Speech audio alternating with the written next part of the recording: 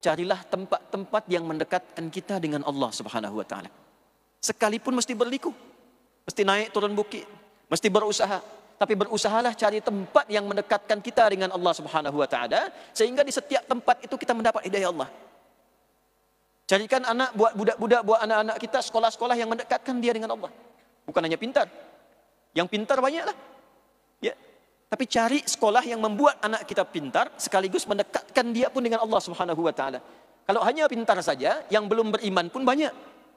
Saya cakap belum beriman supaya mengharap orang-orang belum beriman bisa beriman pada Allah Subhanahu wa taala. Yang belum beriman banyak.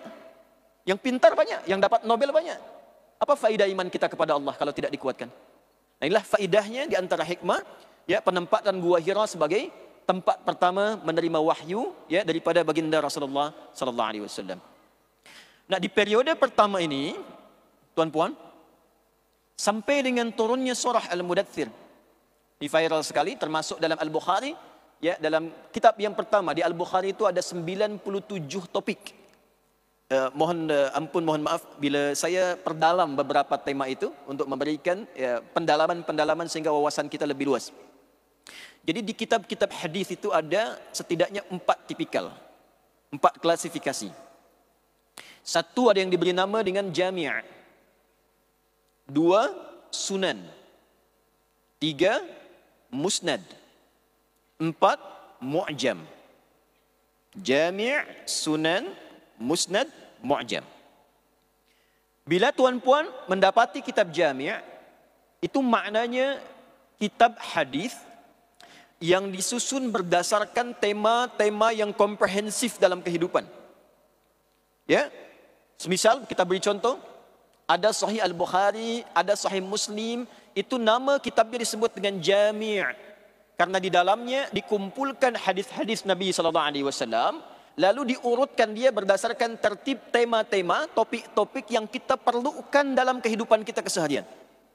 Kerana itu Imam Al-Bukhari memberikan namanya Al-Jami' As-Sahih Al-Musnad Al-Mukhtasar min umuri Rasulullah sallallahu alaihi wasallam wa sunanihi wa ayyami. Coba diulangilah. Kerana terlampau panjang kita singkatlah dengan Sahih Al-Bukhari. Kitab saya ni, kata beliau, kitab yang berisi tema-tema luas tentang kehidupan, berisi 97 tema. Semua isinya saya telah pastikan, saya cek semua sahih, valid. Validitinya tersambung pada Rasulullah SAW. Tidak banyak saya syarah, singkat padat saja, mukhtasar.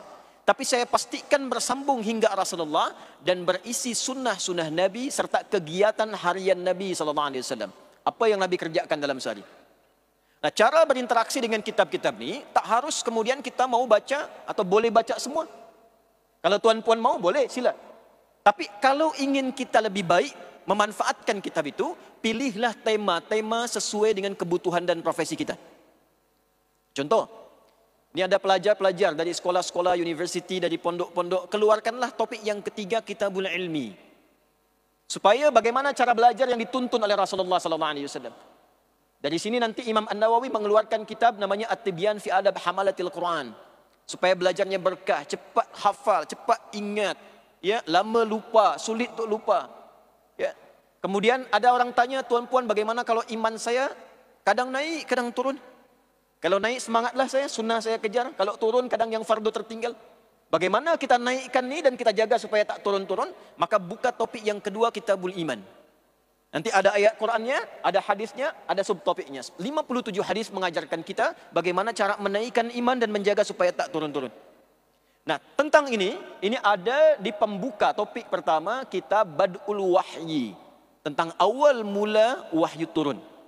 Ya, awal mula wahyu turun. Sekaligus ini legitimasi bagi kenabian Rasulullah SAW.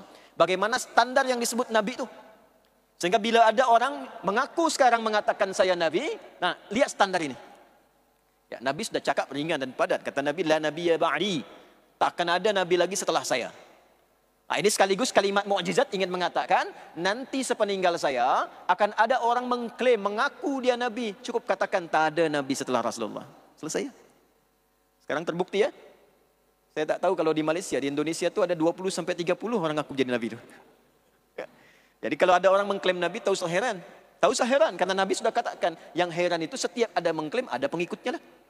Nah itu yang problem.